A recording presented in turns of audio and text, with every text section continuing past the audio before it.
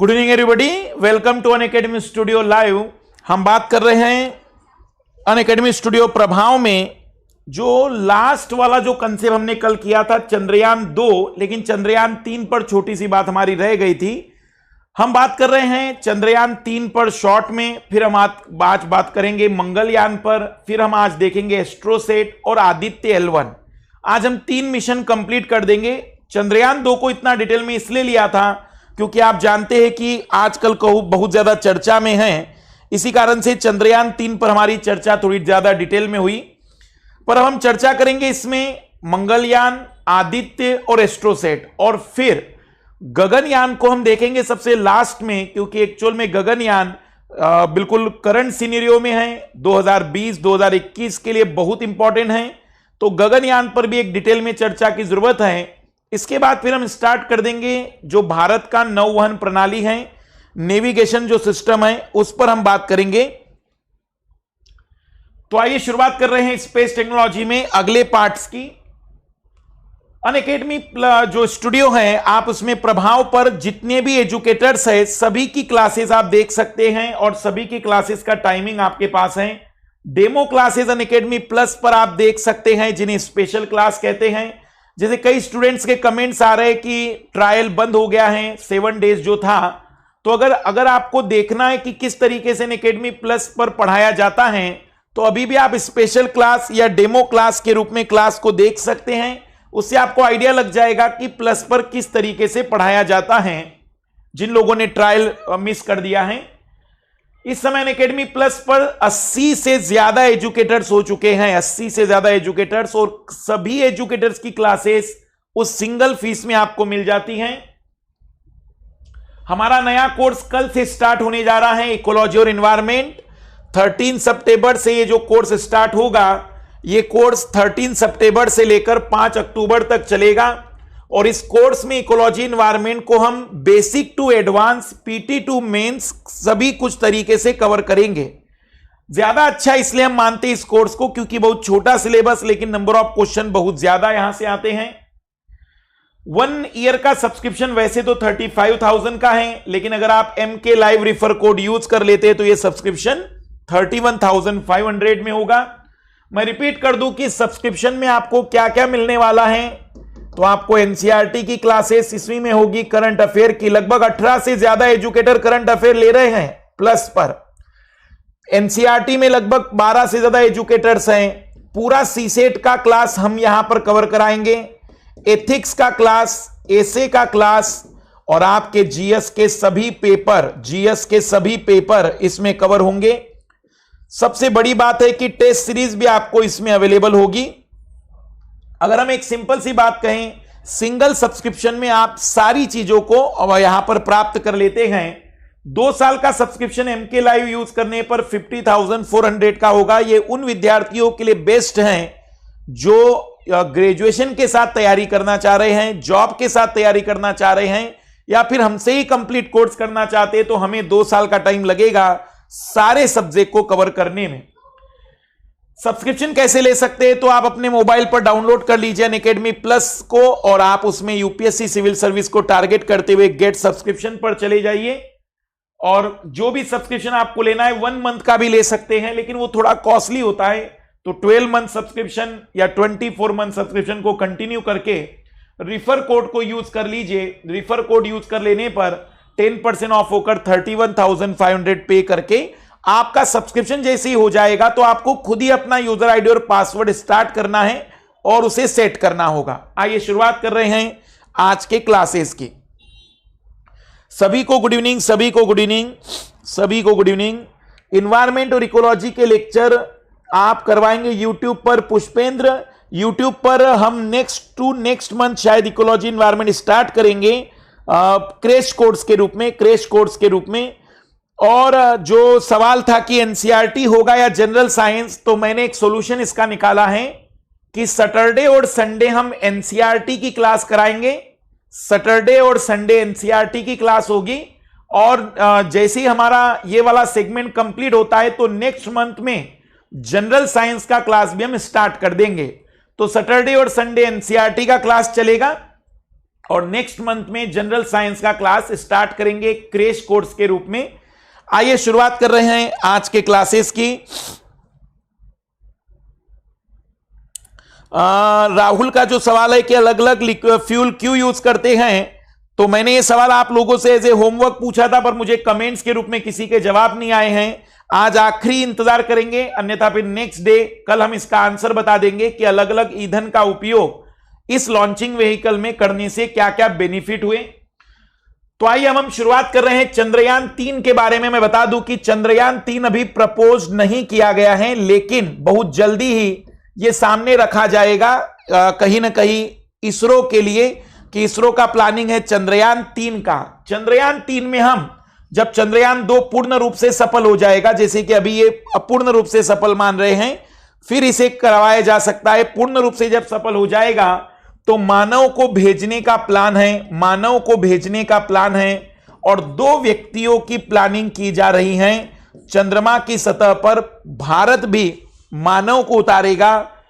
RSLV reusable satellite launching vehicle जब यहां पर रेडी हो जाएगा तब जाकर इसको स्टार्ट कर सकते हैं। यह लगभग 2031 और 32 के आसपास का प्लान है। तो चंद्रयान 1 पूर्ण रूप से सफल हो चुका है। चंद्रयान 2 में जो रोबोट भेजने वाले हैं या जो भेज चुके हैं उसमें अभी अपूर्ण एक तरीके से हम कह रहे सफलता, लेकिन हो सकता है कि अभी उसे फिर से स्टार्ट किया जाए। और तीसरा, रीयूजेबल सैटेलाइट लॉन्चिंग व्हीकल जब डेवलप हो जाएगा तो चंद्रयान 3 पर भी काम शुरू हो सकता है। आइए अब हम शुरुआत कर रहे हैं इसी में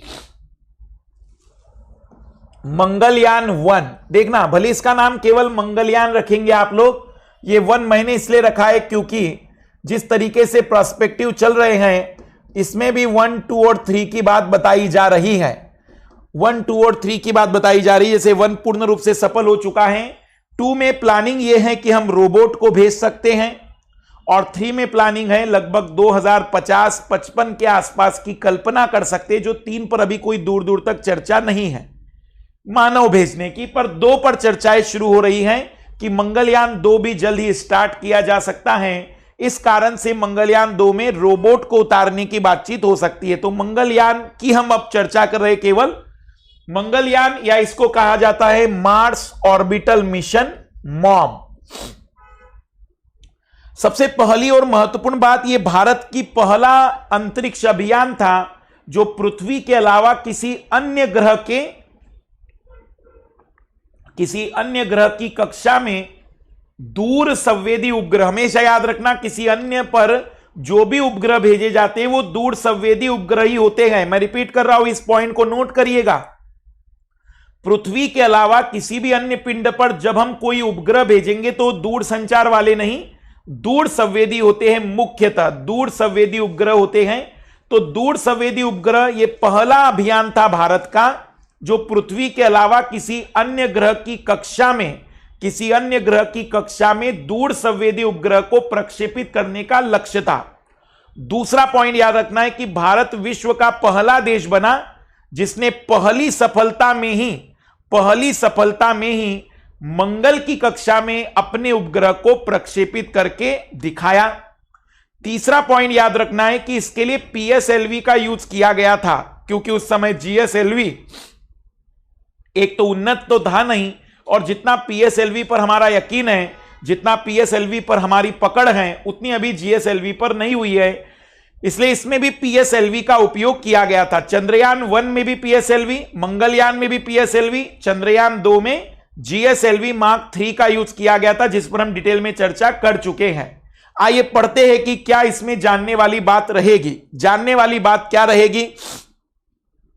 यह भारत का पहला मिशन था जो किसी ग्रह पर उपग्रह को प्रक्षेपण कर रहा था पृथ्वी के अलावा।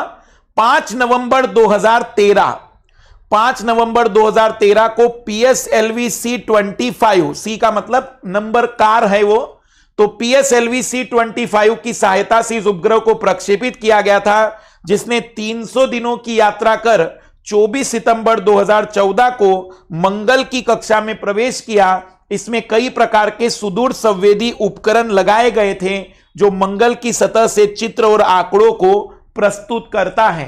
देखना, मुझे अद्भुत इसलिए लगता है मुझे ये अद्भुत इसलिए लगता है क्योंकि सबसे अच्छी बात, आप खुद सोचिए कि अगर हमें कहीं 5 दिन की भी यात्रा करनी हो और जाना पहचाना स्थान हो, तब भी हम कितना सोचते हैं। मुझे अद्भुत इसलिए लगता है क्योंकि 300 दिन की यात्रा करता रहा वह, और बिना किसी गलती के एग्जैक्ट सही जगह पर पहुंचा। यह अपने आप में एक अद्भुत तकनीक है, यह अपने आप में एक अद्भुत सफलता है, यह अपने आप में एक महान सफलता है कि आप उस तकनीक के स्तर तक पहुंच चुके हैं कि 300 दिनों तक आपका उपग्रह बिना किसी भी समस्या के एग्जैक्ट लक्ष्य तक पहुंच जाता है। तो अपने आप में बहुत बड़ी उपलब्धि थी भारत के दृष्टिकोण से। विश्व का पहला देश जिसने पहली सफलता में ही मंगल की कक्षा में उपग्रह को प्रक्षेपित किया था, और इसी कारण से पूरे विश्व को उम्मीद थी कि चंद्रयान 2 में इसरो के परिणाम बहुत बेहतरीन होंगे, क्योंकि अगर हमारा ये जो रोवर है, या फिर हम कहेंगे कि जो प्रज्ञान है, अगर वो मुंह कर जाता तो वो हमारी तकनीक और हमारे कैमरे इतने बेहतरीन गुणवत्ता के थे कि चंद्रमा के सतह के बहुत से रहस्य खुल जाते। ये वास्तविक रूप से इसकी जो असफलता हम आंशिक रूप से कहें, ये केवल भारत की नहीं, पूरे वैज्ञानिक जगत को एक तरीके से निराशा हुई कि जो परिणाम लाए जा सकते थे उसमें थोड़ी सी देरी हो गई, या अभी और थोड़ा इंतजार करना पड़ेगा जब भारत इसमें फिर से अपने कदम बढ़ाएगा। इसी के द्वारा भेजे गए चित्रों से स्पष्ट हुआ कि मंगल पर मीथेन गैस की उपस्थिति है, जो एक प्रकार का बायो सिग्नेचर है। इस शब्द को समझ लीजिए। किसी भी ग्रह पर जीवन के लिए आवश्यक लक्षणों की उपस्थिति का होना एक तरीके से बायो सिग्नेचर कहलाता है। बायो सिग्नेचर का मतलब होता है जैसे पानी की उपस्थिति, मीथेन की उपस्थिति, ऑक्सीजन की उपस्थिति। तो एक तरीके का बायो सिग्नेचर मिला है, जिससे उम्मीद की जा रही है कि शायद मंगल पर भी जीवन की संभावना हो सकती है। तो मीथेन की उपस्थिति का मिलना बहुत बड़ा यहां पर प्रमाण है कि यहां जीवन हो सकता है। अगर आप लोगों ने पढ़ा होगा तो जहां जहां पर भी किसी प्रकार के बायो सिग्नेचर मिलते हैं, 3 चीजें होती है बायो सिग्नेचर के लिए कि वहां जीवन होगा कि नहीं। पहला, उस ग्रह का तापमान ना तो बहुत ज्यादा हो ना बहुत कम, तो उसके सूर्य से उस ग्रह की दूरी ना बहुत ज्यादा ना कम। दूसरा, वहां पानी जैसे द्रव की उपस्थिति के प्रमाण हो। और तीसरा, वहां पर जैविक गुणों के लिए आवश्यक कोई भी वातावरण का लक्षण मिल जाए। अगर किसी भी ग्रह में ये लक्षण मिल जाते हैं तो हम अंतरिक्ष विज्ञान में ये कहते हैं कि वो गोल्डीलॉक्स जोन का ग्रह है। गोल्डीलॉक्स जोन का, गोल्डीलॉक्स क्षेत्र का ग्रह है। क्या आप मेरी बात ये समझ पा रहे हैं? गोल्डीलॉक्स का मतलब ये हुआ कि यदि किसी भी ग्रह या किसी भी खगोलीय पिंड में, ग्रह उपग्रह कुछ भी हो, किसी भी खगोलीय पिंड में ना तापमान बहुत ज्यादा ना बहुत कम हो। दूसरा, वहां पर द्रव पानी की उपस्थिति के प्रमाण हो।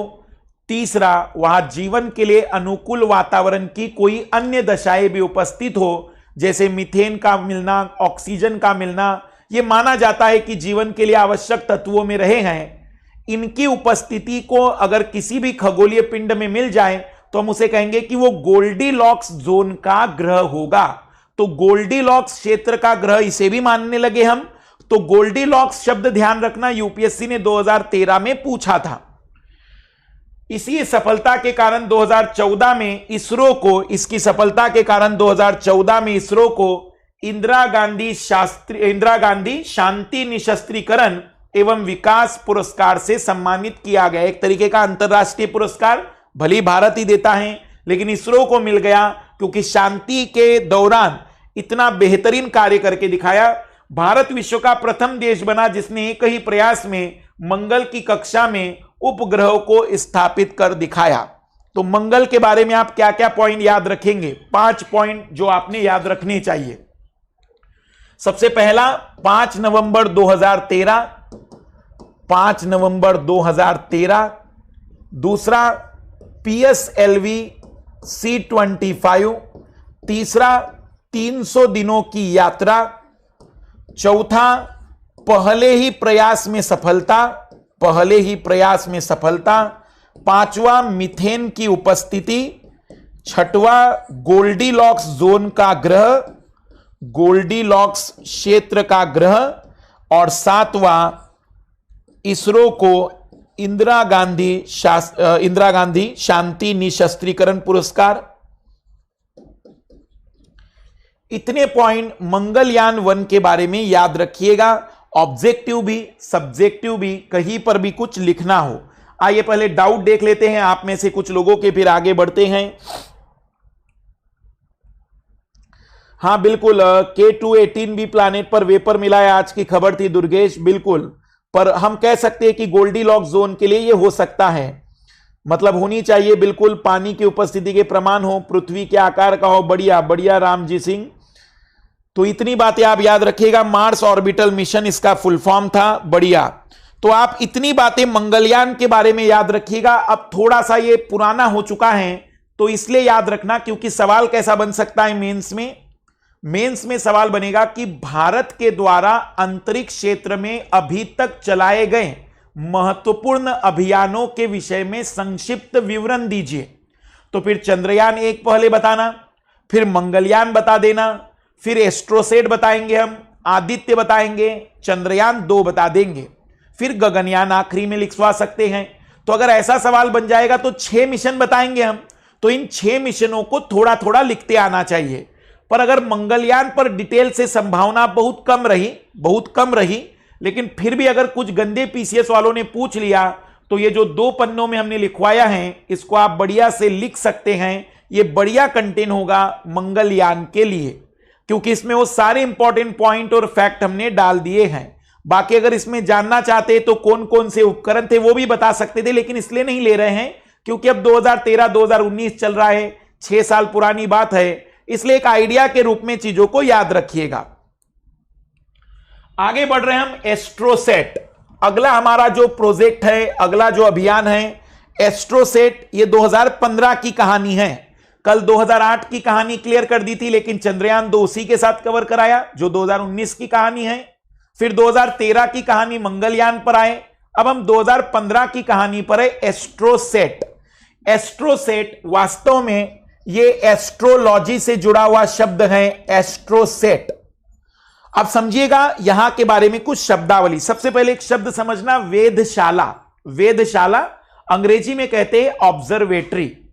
जनरली ऑब्जर्वेटरी 2 जगह होती है, एक तो हम पृथ्वी पर बनाते हैं वेधशाला, जैसे कि पहाड़ों पर जहां ऊंचे स्थान होते हैं वहां टेलीस्कोप लगाकर हम ग्रहों का अध्ययन कर सकते हैं, तारों का अध्ययन कर सकते हैं, अंतरिक्ष में खगोलीय पिंडों का हम अध्ययन कर सकते हैं।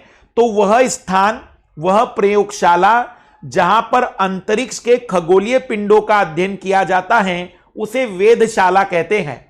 पर आप सोचें ना कि आप पृथ्वी पर ज्यादा से ज्यादा माउंट एवरेस्ट पर एक वेधशाला बना देंगे 8 किलोमीटर ऊंची, और थोड़ा क्लैरिटी बढ़ जाएगी।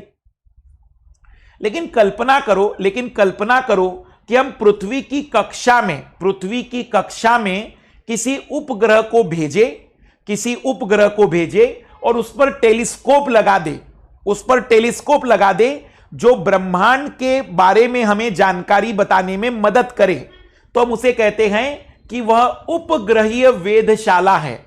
अब वेधशाला शब्द सुनने पर मेरे लाल लालियों को लगता होगा कि कोई बड़ा सा कमरा वहां होगा, नहीं, वो भी एक उपग्रह ही है, लेकिन उस उपग्रह में हमने विशेष प्रकार की युक्तियां लगा दी, जैसे टेलीस्कोप लगा दिए, एक्सरे प्रकार के टेलीस्कोप लगा दिए, माइक्रोवेव प्रकार के टेलीस्कोप लगा दिए, इंफ्रारेड प्रकार के टेलीस्कोप लगा दिए, कुछ विशिष्ट प्रकार की ऐसी युक्तियां लगाई जो ब्रह्मांड से आने वाली तरंगों का अध्ययन करेगी।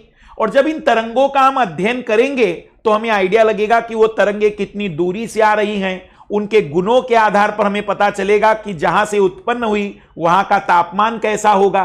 तो हम इस तरीके की संरचना को नाम देते हैं वेधशाला।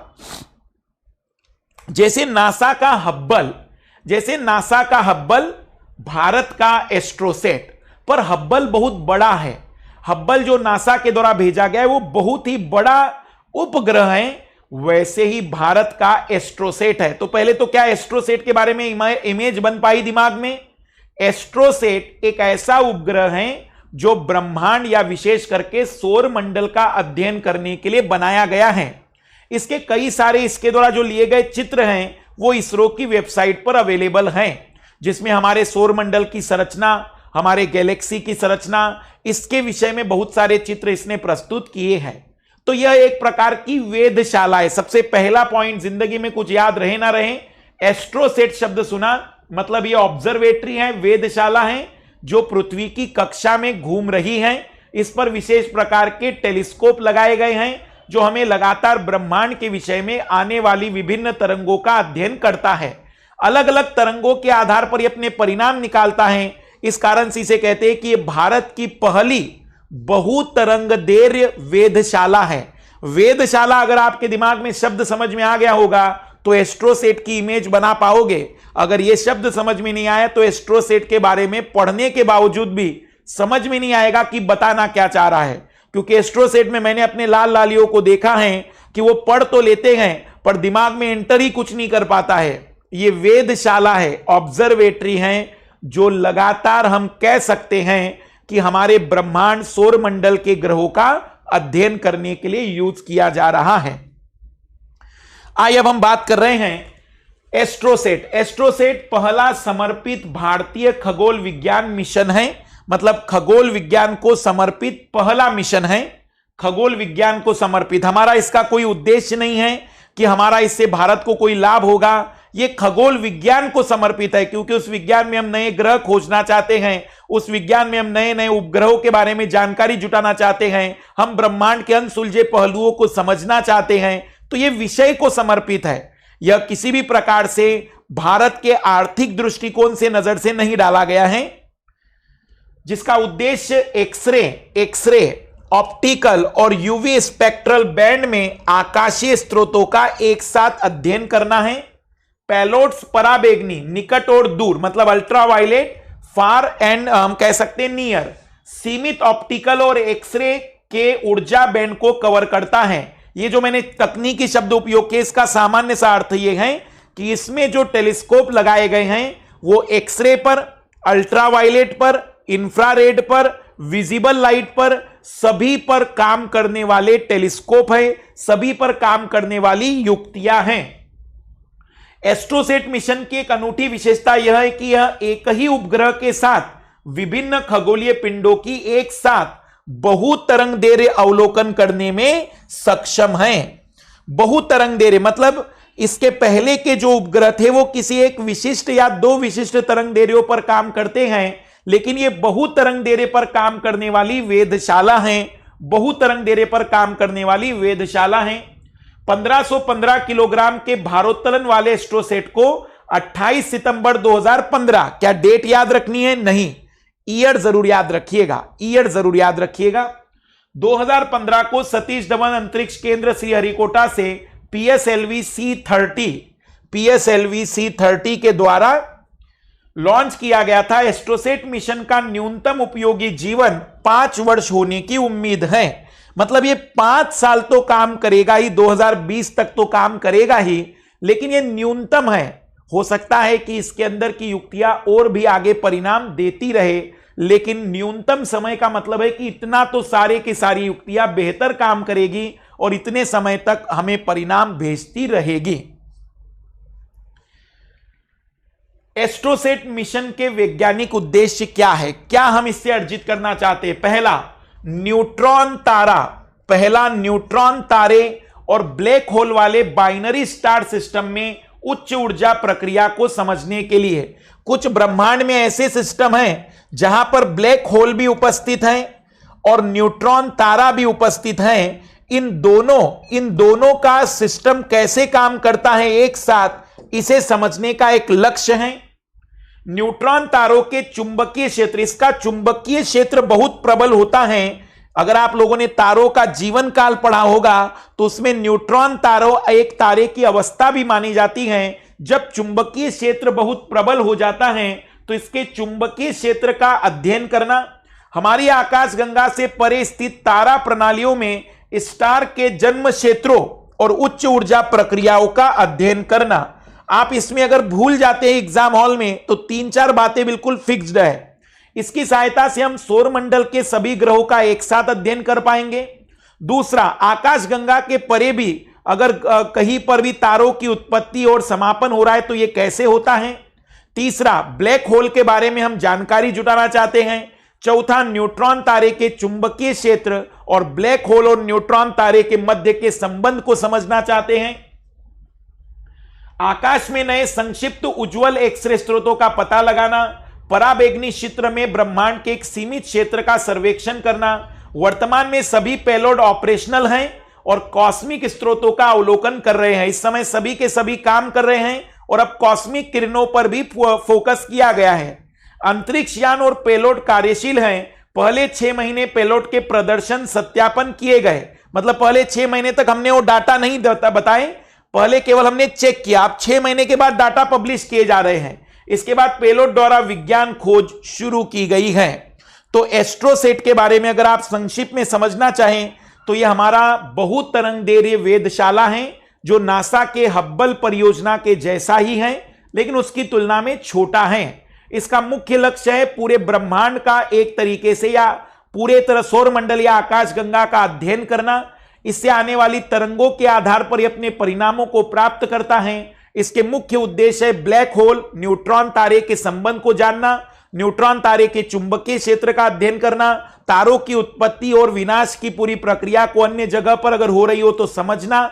साथ ही साथ हम ये कह सकते हैं कि कहीं ना कहीं इसका मुख्य लक्ष्य है अंतरिक्ष के अनसुलझे पहलुओं को जानना। एस्ट्रोसेट के बारे में अगर आप हमारी बात समझ पा रहे हो तो एस्ट्रोसेट का सीधा सा संबंध है कि किस तरीके से ब्रह्मांड में, अंतरिक्ष में घटनाक्रम चल रहे हैं, उसकी आइडिया लेना। ये कुछ इस तरीके का उपग्रह है, आप देख सकते हैं कि इनके जो नाम रखे गए, large area x-ray proportional soft x-ray telescope, cadmium zinc telluride imager, scanning sky monitor, ultra violet imaging telescope. तो मैंने जैसे आपको बताया कि इस पर टेलीस्कोप लगे होते हैं और ये लगातार घूमता है। कई लोगों को जब मैंने एस्ट्रोसेट के बारे में पहली बार पूछा था तो उन लोगों को, शायद जो मेरी ऑफलाइन क्लासेस होती है तब मैंने देखा कि कई बार उन लोगों को क्लैरिटी नहीं आ जाती कि एस्ट्रोसेट क्या है। तो एस्ट्रोसेट एक उपग्रह ही है, लेकिन इस पर लगे हैं टेलीस्कोप। जनरली टेलीस्कोप हम भूमि पर लगाकर उपग्रहों का अध्ययन करते हैं, कुछ वैसी ही बात यहां पर भी देखने को मिलती है। आइए डाउट ले लेते पहले, फिर आगे बढ़ते इसी में। संदीप वीडियो नहीं आ रहा है, एक बार फिर चेक करो, एक बार फिर चेक करो इसे, एक बार रीसेट करके देखो।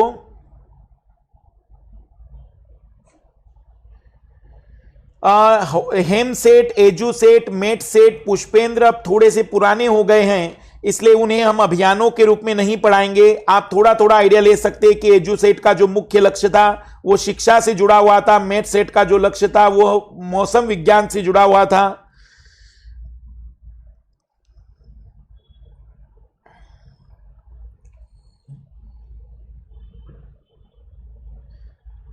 और जो भी डाउट आ रहे हैं,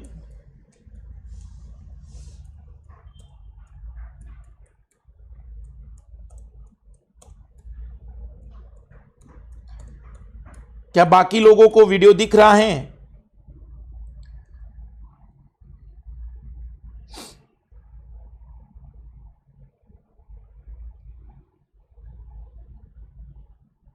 क्या बाकी लोगों को वीडियो दिख रहा है? रीजनिंग के बारे में राहुल अभी कोई क्लास नहीं होगा। ज्योग्राफी में उसके आगे का जय यादव हम तब पढ़ाएंगे जनरली जब हमने टारगेट का है कि 1.5 लाख के सब्सक्राइबर हो जाएंगे। पर घबराओ नहीं, जनवरी में एक बार ज्योग्राफी और इकोनॉमिक्स पर हम फिर आएंगे। जनरल साइंस नेक्स्ट मंथ से होगा। जियो में है राहुल, जियो में है, ठीक है। तो मैंने आपको बता दिया कि जनरल साइंस का जो क्लास है वो नेक्स्ट मंथ से होगा और एनसीईआरटी की क्लासेस अब सैटरडे और संडे दोनों दिन होगी। तो मे बी एनसीईआरटी का भी आपका बेनिफिट हो जाएगा और जनरल साइंस दोनों ही हमने कवर करने का टारगेट किया है, दोनों को ही हम देखेंगे। तो इतनी बातें याद रखिएगा। सबसे पहला हमने कवर किया चंद्रयान, फिर दूसरा मंगलयान, तीसरा एस्ट्रोसेट। ये 2008, 2019, 2013, 2015। अब जितनी मैं बातें बता रहा हूं, खास करके जैसे अब आदित्य की हम शुरुआत करेंगे, तो अभी ये प्रपोज्ड है। 2019 में माना जा रहा है कि ये शुरू हो सकता है, पर क्योंकि अभी थोड़ा चंद्रयान 2 के कारण बहुत सा काम रुक गया है, तो मे भी ये 2020 में तो कंफर्मली भेजा जाएगा। आदित्य का नाम पहले आदित्य 1 था, बाद में इसका नाम आदित्य L1 रखा गया है। आइए देखेंगे कि अंतर क्या है आदित्य 1 में और आदित्य L1 में। तो आदित्य का नाम पहले आदित्य 1 था, लेकिन अब उसका नाम कहेंगे आदित्य L1। सबसे पहली बात, आदित्य का मतलब होता है सूर्य। तो अब आपको यह क्लैरिटी आ चुकी होगी कि यह हमारा पहला उपग्रह होगा जो हम सूर्य के अध्ययन के लिए भेजने वाले हैं। यह हमारा पहला उपग्रह होगा जो हम सूर्य के अध्ययन के लिए भेजने वाले हैं। आदित्य L1, रिपीट कर रहा हूं मैं, इसका नाम पहले आदित्य 1 था, अब आदित्य L1 कर दिया गया है। और यह बहुत जानना जरूरी है कि नाम के परिवर्तन से क्या लक्ष्य या उद्देश्य है, इसलिए शब्दों पर ध्यान देना। यह 2019 और 20 में इसरो ने डेट दी है कि 2019 या 20 में इसको प्रक्षेपित किया जाएगा, और इसके लिए हम यूज करेंगे GSLV। इसके लिए यूज करेंगे GSLV का, समझिएगा। आदित्य 1 इसका पुराना नाम है। आदित्य 1 मिशन 400 किलोग्राम वर्ग के उपग्रह के रूप में की गई थी। शब्द पर ध्यान देना, की गई थी, जिसमें एक payload visible emission line coronagraph VELC था, और इसमें 800 किलोमीटर कम पृथ्वी की कक्षा में लॉन्च करने की योजना बनाई गई थी। शब्द पर ध्यान देना। एक्चुअल में हमारा प्लान यह था कि हम सूर्य का अध्ययन तो करना चाह रहे थे, लेकिन कहां से? पृथ्वी की निम्न कक्षा से। पृथ्वी की निम्न कक्षा से हम इसका अध्ययन करने वाले थे। तब हम इसको पृथ्वी की लियो की कक्षा में भेजने वाले थे PSLV की मदद से। पर वैज्ञानिकों को लगा कि यदि इसका अध्ययन करना है तो इतनी दूरी से नहीं, उसके नजदीक जाकर। तो उसके नजदीक जाकर मतलब अब यह पृथ्वी से बहुत दूरी पर जाएगा। यह पृथ्वी और यह सूर्य है, तो पृथ्वी और सूर्य के मध्य में एक ऐसी जगह आती है जहां पृथ्वी और सूर्य का गुरुत्वाकर्षण लगभग बराबर होता है, या मैं कह सकता हूं कि जहां पृथ्वी का चुंबकीय क्षेत्र शून्य हो जाता है, पृथ्वी का चुंबकीय क्षेत्र शून्य होता है और सूर्य का चुंबकीय क्षेत्र प्रारंभ होता है, या उसकी तीव्रता यहां ज्यादा होती है। ऐसे बिंदु को नाम दिया गया है L1। ऐसी जगह को नाम दिया गया है L1। तो उस कक्षा में हम इस उपग्रह को भेजने वाले हैं। पहले प्लानिंग था कि हम इसको पृथ्वी की लियो कक्षा में भेजेंगे, लेकिन अब प्लानिंग हुई है कि हम इसको दोनों के बीच वाले बिंदु पर, जहां पृथ्वी का चुंबकीय क्षेत्र लगभग समाप्त हो जाता है और गुरुत्वाकर्षण बल के आधार पर बात करें तो दोनों का गुरुत्वाकर्षण लगभग एक दूसरे के बराबर होता है।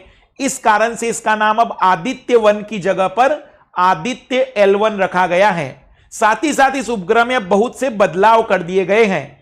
पहले तो इसका टारगेट था केवल कोरोना का चित्र बनाना, उसका अध्ययन करना, जो सूर्य के चारों ओर कोरोमंडल सुना होगा नाम, उसका अध्ययन करना था। लेकिन अब इसके लक्ष्य बहुत सारे बदल गए हैं।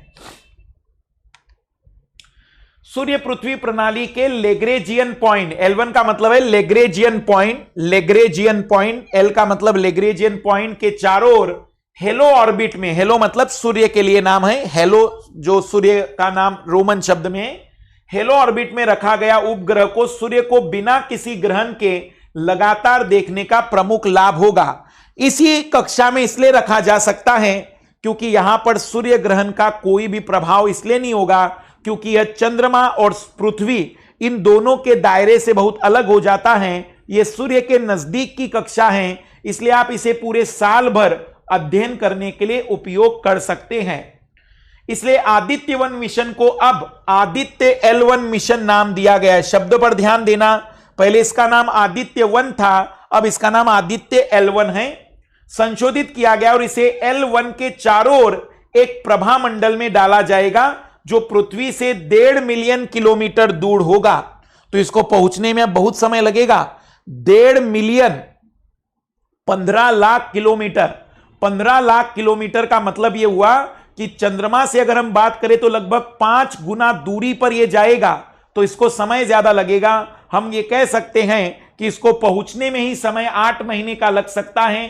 तो ऐसी सिचुएशन में जब ये उपग्रह वहां पहुंचेगा तो अतिरिक्त 6 पेलोड को विज्ञान के दायरे और उद्देश्यों के साथ बढ़ाता है। पहले इसमें केवल 1 पेलोड था, अब इसमें 6 पेलोड है। पेलोड मतलब एक विशेष प्रकार की युक्तियां जो अध्ययन करने में मदद करेगी। तो एक सिंपल सी हम बात करें तो आदित्य के बारे में क्या क्या याद रखना है। पहले नाम आदित्य 1 था, अब आदित्य L1 है। पहले इसे पृथ्वी की निम्न कक्षा में भेजने वाले थे, अब इसे L1 मतलब लेग्रेजियन पॉइंट वाली कक्षा में भेजेंगे, जो एक सूर्य की कक्षा है। यह पृथ्वी से लगभग 1.5 मिलियन की दूरी पर होगा और यहां पर पहले केवल 1 पेलोड था, अब हम 6 पेलोड भेजेंगे ताकि सूर्य के अध्ययन को हम बेहतर तरीके से समझ सके। सूर्य के अध्ययन को हम बेहतर तरीके से समझ सके। परियोजना को अब मंजूरी दे दी गई है और श्रीहरिकोटा PSLV एक्सेल, सॉरी यहां पर ध्यान देना, PSLV एक्सेल इसरो ने लिखा है। PSLV एक्सेल के द्वारा ही भेजने वाले, इसे नोट करिएगा। PSLV एक्सेल के द्वारा 2019-2020 के समय सीमा के दौरान उपग्रह को लॉन्च किया जाएगा। आदित्य 1 केवल एक सौर कोरोना का निरीक्षण करने के लिए था। आदित्य 1 एक केवल सौर कोरोना का निरीक्षण करने के लिए था और इसी कारण से उसके ऊपर हजारों किलोमीटर तक फैली सूर्य की बाहरी परतों को कोरोना कहा जाता है। यह सूर्य के चारों तरफ जो प्रभामंडल होता है उसी को हम कोरोना कहते हैं, उसी का अध्ययन करने वाला था। लेकिन अब यह क्या करेगा, इसमें 1 लाख डिग्री से अधिक केल्विन का तापमान होता है, जो लगभग 6000 केल्विन के सौर डिस्क तापमान से बहुत अधिक है। कोरोना इतने उच्च ताप पर कैसे गर्म होता है, यह अभी भी सौर भौतिकी में एक अनुत्तरणीय प्रश्न है। इसका जवाब देना है कि आखिर कोरोना इतना उच्च तापमान कैसे रखता है, इतना उच्च तापमान यहां जो उत्पत्ति हो रही है वो कैसे मेंटेन कर रहा है, इसको हमें समझना है, क्योंकि आज भी सौर भौतिकी में इसका जवाब नहीं मिल पाया है। इसके अतिरिक्त प्रयोगों के साथ आदित्य L1 अब सूर्य के प्रकाश मंडल में सॉफ्ट और हार्ड एक्सरे, क्रोमोस्फीयर, यूवी और कोरोना के लिए विजिबल एंड NIR मतलब इंफ्रारेड के अवलोकन प्रदान कर सकता है। इसके अलावा कण पेलोड्स, सूर्य से निकलने वाले कण प्रवाह का अध्ययन करेंगे और L1 कक्षा तक पहुंचेंगे। देखना ये टेक्निकल शब्दावली है, शॉर्ट में मैं बता दूं। अब इसमें जो पेलोड हम भेजने वाले हैं, इसका उद्देश्य क्या क्या है। अब हम एक साथ इसमें 3 अध्ययन करने वाले हैं। सबसे पहले अध्ययन पर गौर करिएगा। सबसे पहला जो हमारा फोकस होगा प्रकाश मंडल, इसका अध्ययन करना, प्रकाश मंडल का अध्ययन करना पहला फोकस है। फिर दूसरा क्रोमोस्फीयर मतलब जिसे हम कह सकते हैं कि रंग मंडल, क्रोमोस्फीयर, इसका अध्ययन करना। और तीसरा कोरोना। लेकिन इसके अलावा भी, इन तीनों मंडल के अलावा भी सूर्य से जो कण निकलते हैं उसके लिए भी हम काम करने वाले हैं, ताकि हम सूर्य के चुंबकीय क्षेत्र का भी अध्ययन कर सके। सूर्य के चुंबकीय क्षेत्र का भी अध्ययन कर सके। जिस समय इसे लॉन्च किया जाएगा उस समय हम फिर से क्लास लेंगे। उसका रीजन है क्योंकि तब पता चलेगा कि वास्तविक रूप से वो चाहते क्या हैं। पर अभी जो डिटेल इसरो के पास है उसके आधार पर याद रखना है कि पहले का जो लक्ष्य था वो केवल और केवल प्रभामंडल का अध्ययन था, जबकि अब का जो लक्ष्य है प्रभामंडल मतलब हम कह सकते हैं कि प्रकाश मंडल, कोरोना और जो क्रोमोस्फीयर है उसके अलावा सूर्य के चुंबकीय क्षेत्र का भी अध्ययन करना। मुझे कमेंट्स करके बताइएगा कि सूर्य के चुंबकीय क्षेत्र का अगर आप अध्ययन कर लोगे तो आपको बेनिफिट कहां मिलने वाला है। अगर सूर्य के चुंबकीय क्षेत्र का आप अध्ययन कर लोगे तो आपको लाभ मिलेगा। कौन सा लाभ मिलेगा जरा कमेंट्स करके बताइए मुझे।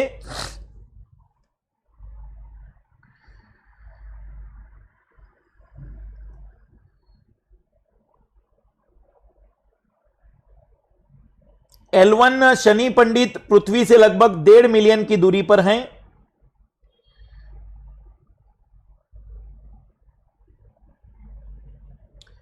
सूर्य से कितनी दूरी पर स्थित होगा। पुष्पेंद्र लगभग 1.5 लाख सूर्य से अगर हम बात करें तो सूर्य से तो बहुत दूरी पर होगा, पृथ्वी से 1.5 लाख किलोमीटर, मतलब हम 15 लाख किलोमीटर, 1.5 मिलियन किलोमीटर। पर अभी आप मुझे बताइए कि सूर्य का चुंबकीय क्षेत्र अगर हम अध्ययन कर लेंगे तो हमें क्या बेनिफिट मिलेगा? सूर्य का चुंबकीय क्षेत्र अगर हम अध्ययन कर लेंगे तो हमें क्या लाभ मिलने वाला है?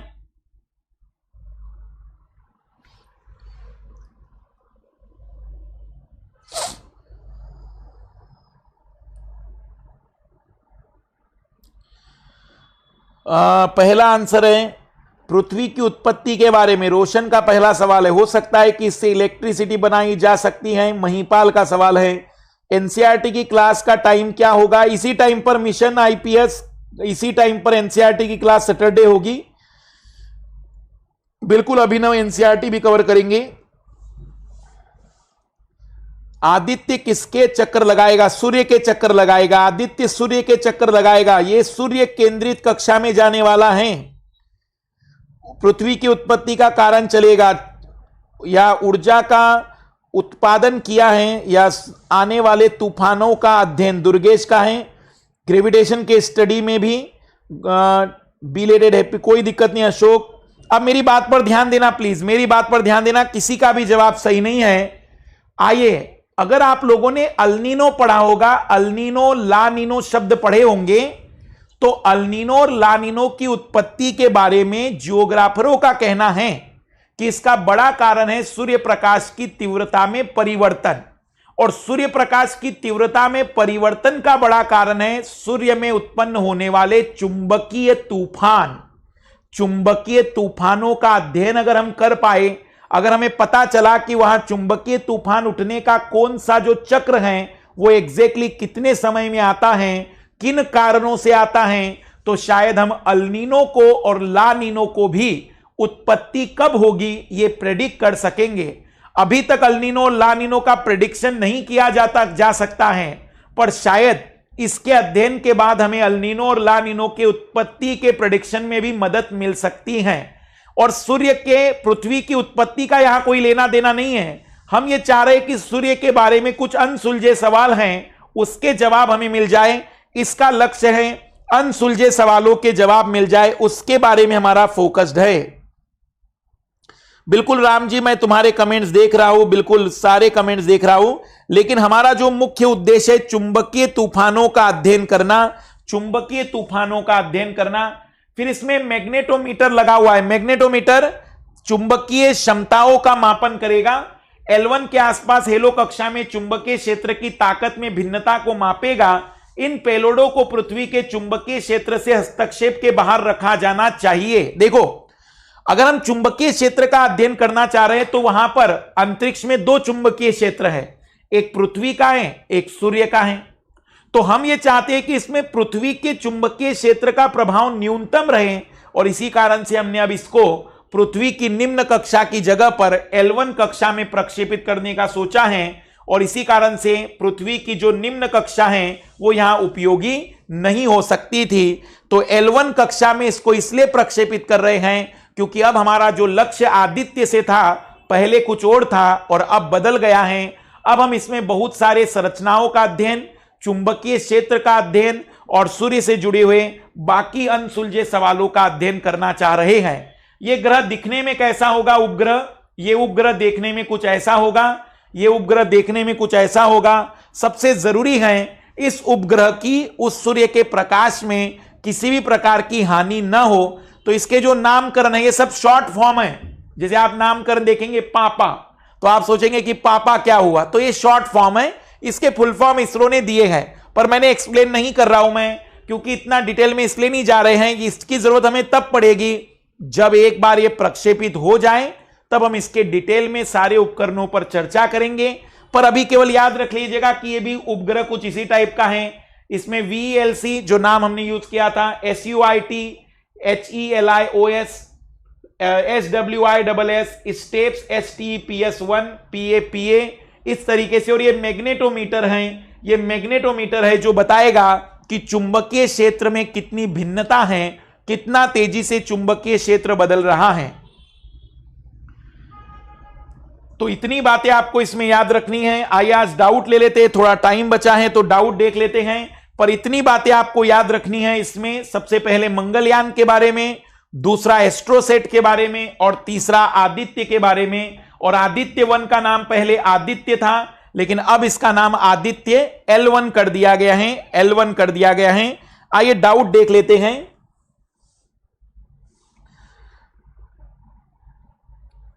सूर्य का मैग्नेटिक फील्ड, सूर्य का भी मैग्नेटिक फील्ड है, जैसे हमारे पृथ्वी का मैग्नेटिक फील्ड नहीं होता है। पृथ्वी के मैग्नेटिक फील्ड के बारे में सुना होगा ना, तो वैसे सूर्य का भी मैग्नेटिक फील्ड है, क्योंकि सूर्य पृथ्वी से तो कई गुना बड़ा है ही, लेकिन उसके अंदर भी तो कहीं ना कहीं चुंबकीय तूफान है। जहां चुंबक होगा तो वहां चुंबकीय गुण तो आएंगे ही, तो उसका मैग्नेटिक फील्ड तो आएगा ही, क्योंकि आवेश और सारी बातें चुंबक के लिए जिम्मेदार है ही।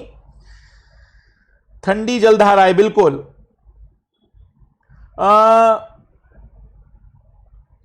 दुर्गेश क्या सवाल है ये? शुक्रान कब लॉन्च होगा? बिल्कुल, अभी ये जो शुक्र ग्रह के लिए अभी इसके बारे में कोई डिटेल चर्चा नहीं है दुर्गेश हमारे पास। ATCR,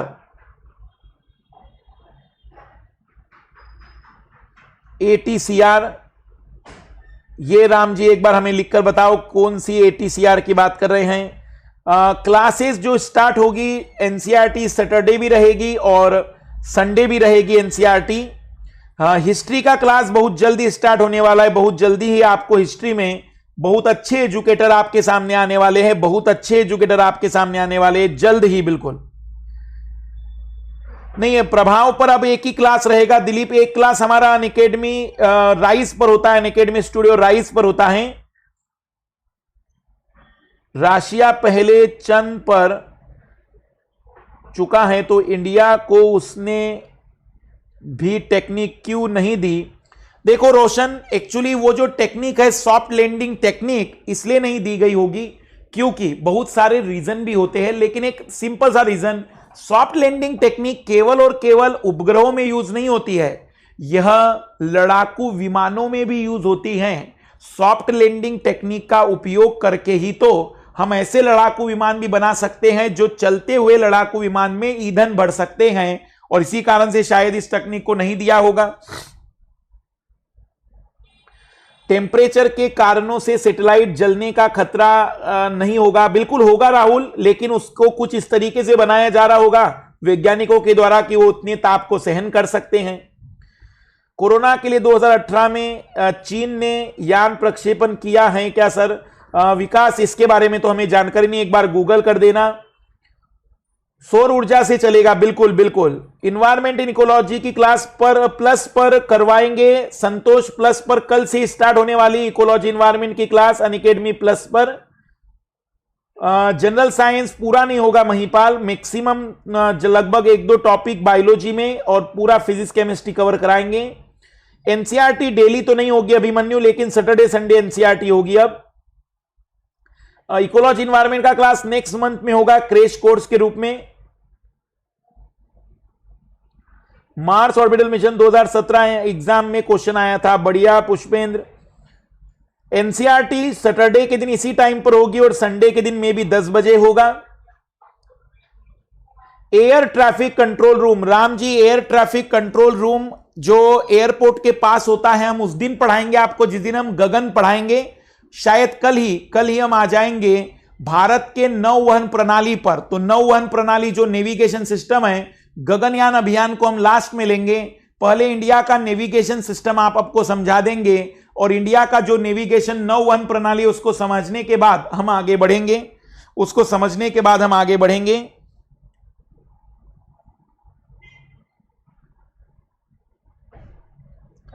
बढ़िया बढ़िया योगेश, कोई बुरी बात नहीं है। इकोलॉजी इन्वायरमेंट नेक्स्ट मंथ में। ब्लैक होल के बारे में भी जान सकते हैं, बिल्कुल राहुल, पर इस मिशन से ब्लैक होल इसलिए नहीं समझ में आएगा क्योंकि इसका जो उद्देश्य या ये जो पहुंच रहा है ये सूर्य के करीब है। ब्लैक होल हम समझने की कोशिश कर रहे हैं एस्ट्रोसेट से। प्रमुख अंतरिक्ष वैज्ञानिकों पर भी क्लास रखेंगे पुष्पेंद्र, हम प्रमुख अंतरिक्ष वैज्ञानिकों पर भी एक संक्षिप्त में क्लास रखेंगे।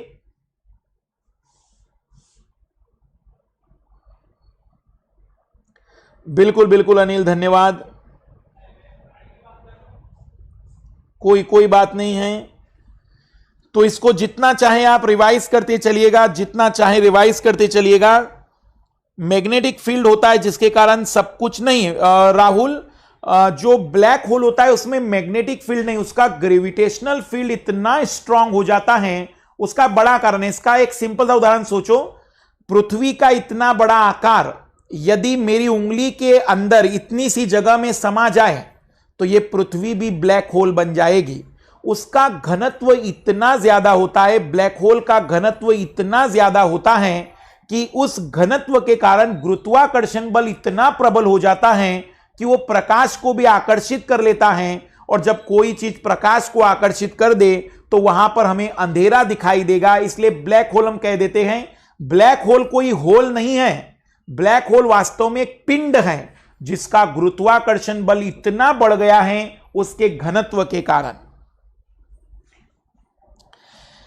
हिग्स बोसॉन के बारे में भी चर्चा कर देंगे, कोई इशू नहीं, हिग्स बोसॉन पर भी हम चर्चा कर देंगे। फ्रेनहोफर रेखाएं संतोष, एक्चुअल में फ्रेनहोफर रेखाएं सूर्य ग्रहण के समय जब हम जो सूर्य के प्रकाश को प्राप्त करते हैं तो उसके स्पेक्ट्रम में कुछ काली रेखाएं दिखाई देती हैं, उन काली रेखाओं को फ्रेनहोफर रेखाएं कहते हैं। सूर्य ग्रहण के समय सूर्य के स्पेक्ट्रम में उत्पन्न होने वाली ब्लैक लाइनों को फ्रेनहोफर रेखाएं कहते हैं, फ्रेनहोफर रेखाएं कहते हैं।